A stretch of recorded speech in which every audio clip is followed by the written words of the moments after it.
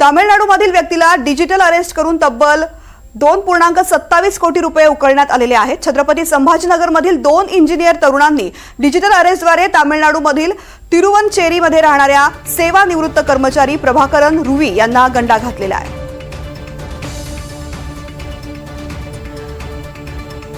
तामिळनाडूमधल्या व्यक्तींनी हा सगळा घोटाळा केलेला आहे। 2 इंजिनियर तरुणांनी हा सगळा डिजिटल अरेस्टच्या माध्यमातून 2.26 कोटी रुपये उकळलेले आहेत। संभाजीनगरमध्ये इंजिनियर तरुणाकडून डिजिटल अरेस्ट करत 2.26 कोटी उकळण्यात आलेले आहेत।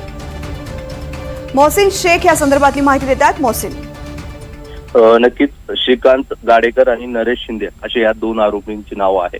आणखी एक आरोपी असण्याची शक्यता आहे आणि यात सगळ्यांनी मिळून तामिळनाडूमधील एका व्यक्तीला डिजिटल अरेस्ट करून त्याच्याकडून तब्बल 2.27 कोटी रुपये जे आहे तर उकळलेले आहे।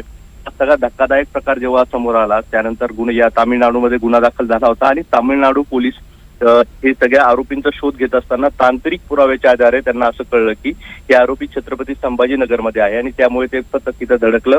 त्यानंतर ग्रामीण पोलिसांच्या मदतीने देवळी परिसरामध्ये एका फ्लॅटमध्ये हे दोघंही ऑफिस खोलून तिथून ही सगळी डिजिटल अरेस्ट जे आहे तर करत होते।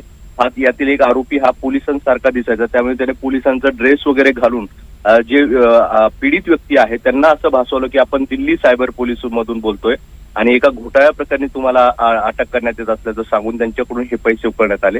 शेवटी पोलिसांनी या दोघांनाही बेड्या ठोकलेल्या आहे। आता तामिळनाडू पोलिसांनी या आरोपींना सोबत घेऊन गेलेले आहे आणि या सगळ्या प्रकरणानंतर गुन्हा देखील दाखल झालेला आहे।